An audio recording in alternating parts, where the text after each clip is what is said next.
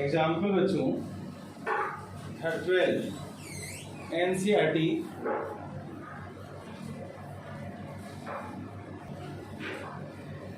हाँ बच्चों example 12 NCERT बच्चों ट्रिपल टी लगा देना, बहुत अच्छा क्वेश्चन है, सारी अच्छे हैं आज जो मैं करवाऊंगा।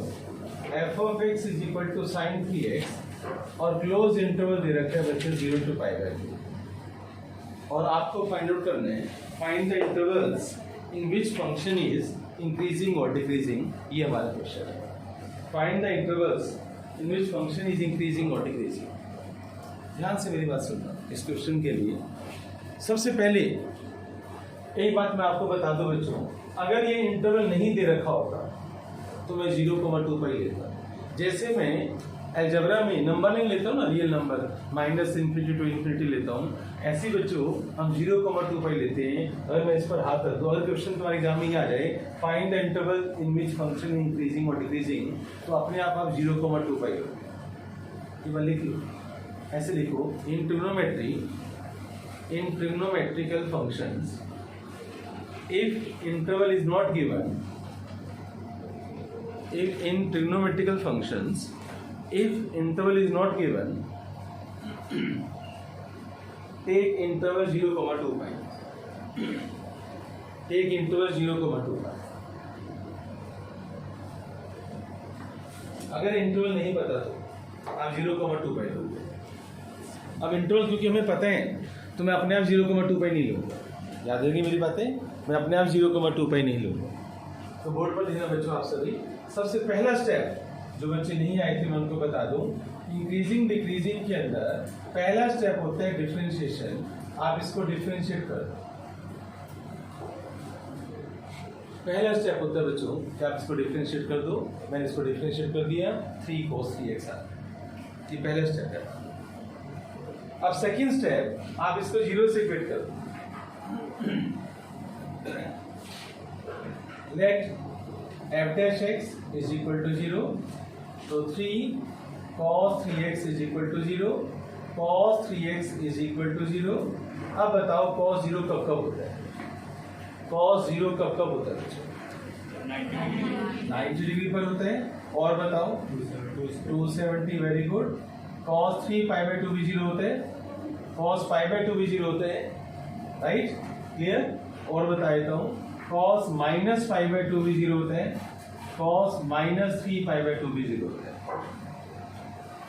भाई cos माइनस थीटा क्या होता है? cos theta is equal to cos theta. तो मैं cos -90 is equal to cos 90, right?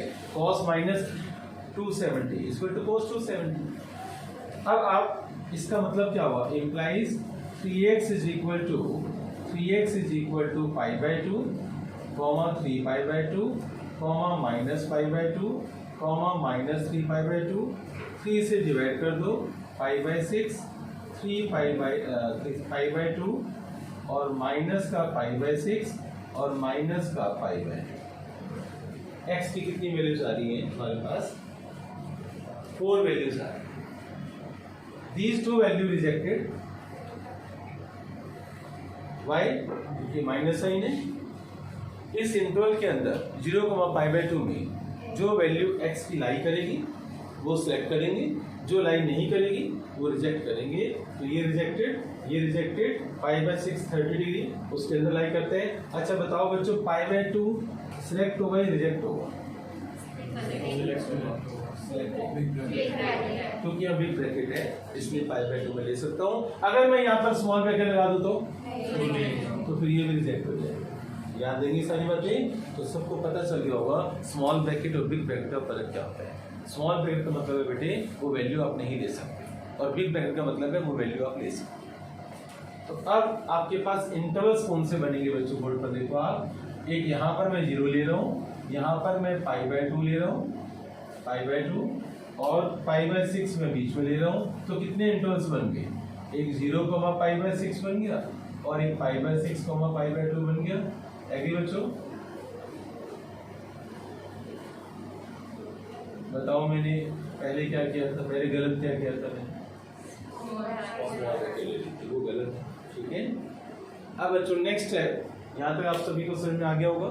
बस हमें अब ये चेक करना है किस में इंक्रीजिंग है और किस में डिक्रीजिंग है।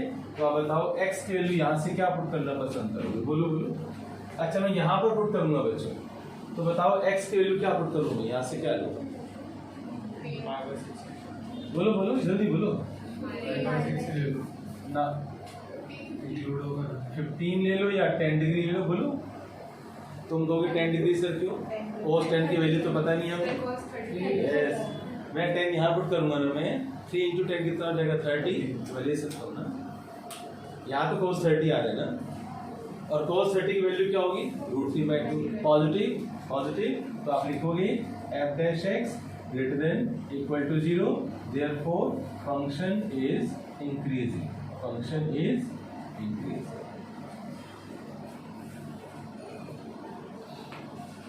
स्टेप समझ आ रहे हैं आपको। अब आप x की वैल्यू यहाँ 30 है ना बच्चों, क्या आप करना पसंद करोगे बोलो, यहाँ पर हो 30 के बाद 60 ले लो, x की वैल्यू 60 ले लो, लाई करते हैं 5/6 और 5/2 में लाई करते हैं। 60 बच्चों यहाँ पर पुट करो यहाँ पर, तो बताओ f dash x is equal to 3 cos 180 हो गया भाई, 60 इंटू 3 180, cos 180 की वैल्यू कौन बताएगा, -1 बेटे, तो नेगेटिव, नेगेटिव का मतलब है f dash x less than equal to 0, तो function is decreasing in interval 5/6 5/2। तो आपसे ये क्वेश्चन पूछा गया था किस में इंक्रीजिंग है किस में डिक्रीजिंग है, तो आप क्या बोलोगे, function is increasing in 0,5/2 and decreasing in 5/6 5/2। Most important question आपने किया।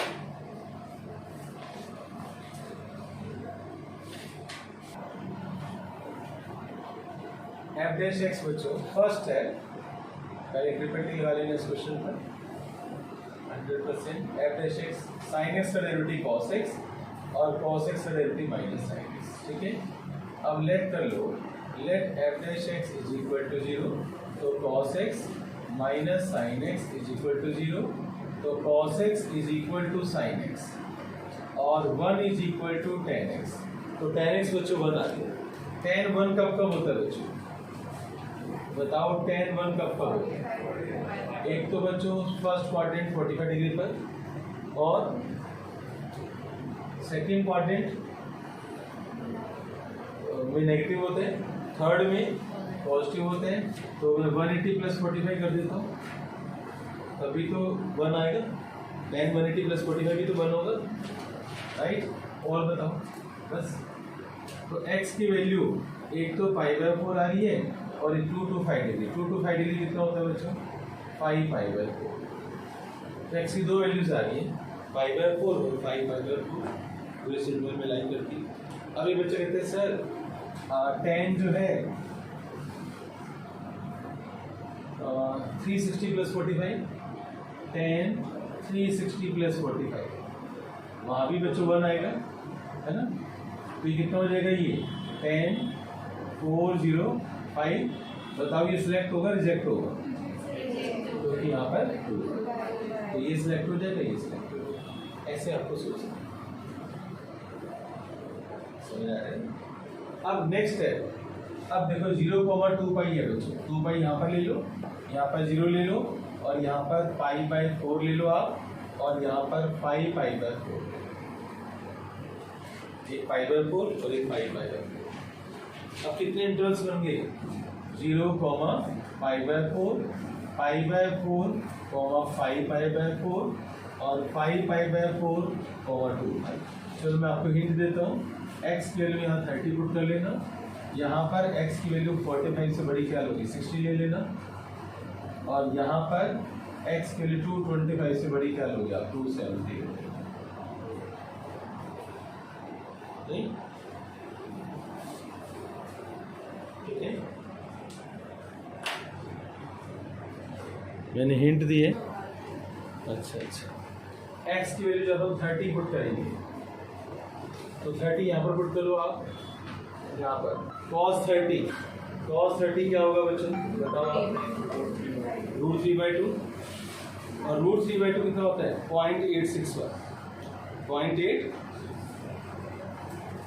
आता है cos 30 बच्चों cos 30 माइनस sin 30 cos 30 होता है √3/2 माइनस sin 30 0.861 माइनस 0.5 तो f'(x) क्या हो गया पॉजिटिव हो गया ग्रेटर देन इक्वल टू 0। अगर f'(x) पॉजिटिव हो तो फंक्शन क्या होता है बच्चों इंक्रीजिंग लगा दे। अच्छा स्ट्रिक्टली है क्या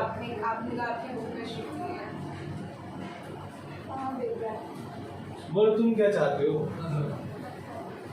तुम क्या चाहते हो स्ट्रिक्टली या नहीं ये बताओ तुम स्ट्रिक्टली चाहते हो या नहीं। चलो मैं फिर यहाँ लिखो बच्चों स्ट्रिक्टली इंक्रीजिंग डिक्रीजिंग चेक कर write down strictly increasing decreasing check कर। तो फिर यहाँ पर ना इस जीरो के साथ लगाओ बिग ब्रैकेट और यहाँ पर स्मॉल ब्रैकेट यहाँ पर स्मॉल ब्रैकेट यहाँ पर बिग ब्रैकेट।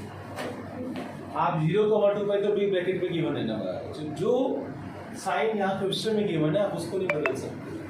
जो x की वैल्यूज होती है ना जो x की वैल्यूज उनके साथ स्मॉल ब्रैकेट आएगी अगर स्ट्रिक्टली वर्ड लिखा हुआ है राइट और अगर स्ट्रिक्टली नहीं लिखा हुआ तो जो x की वैल्यूज आपने निकाली है उनके साथ बिग ब्रैकेट आएगी अगर स्ट्रिक्टली वर्ड नहीं लिखा हुआ है राइट।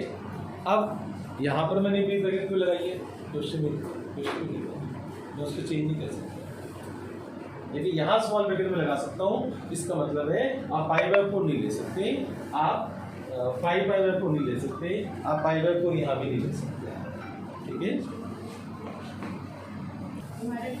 यस बच्चों। तो function is increasing in interval 0,5/4 agree बच्चों समझ आ गया ये पहला स्टेप समझ में आ गया। अब बच्चों आगे आ जाओ x की 60 डिग्री पुट करो 60 पुट करना बच्चों यहाँ पर cos 60 क्या होगा 1/2 और sin 60 √3 इसका उल्टा ही तो हो गया तो माइनस साइन आएगा ना बच्चों तो f'(x) लेस देन 0 यहाँ इक्वल टू का साइन हटाओ स्ट्रिक्टली वर्ड में आप यहाँ इक्वल टू का साइन हटा दोगे स्ट्रिक्टली वर्ड में आप यहाँ इक्वल टू का साइन नहीं लगाओगे कोई कंफ्यूजन। अब बच्चों f'(x) less than 0 function is decreasing in interval π/4 5π/4 कोई डाउट है तो साथ साथ कोई भी कंफ्यूजन है। अब x की 270 पुट करनी यहाँ पर पुट करो बच्चों cos 270 बताओ cos 270 क्या होगा कौन बताएगा नहीं बेटे cos -0 कुछ नहीं होता हमेशा 0 होता है cos 270 0 sin 270 कौन बताएगा माइनस माइनस तो f'(x) क्या हो गया ग्रेटर देन 0 तो function is increasing in interval 5π/4 2 the most important question है लिखो अच्छी बात ये तो फंक्शन इज स्ट्रिक्टली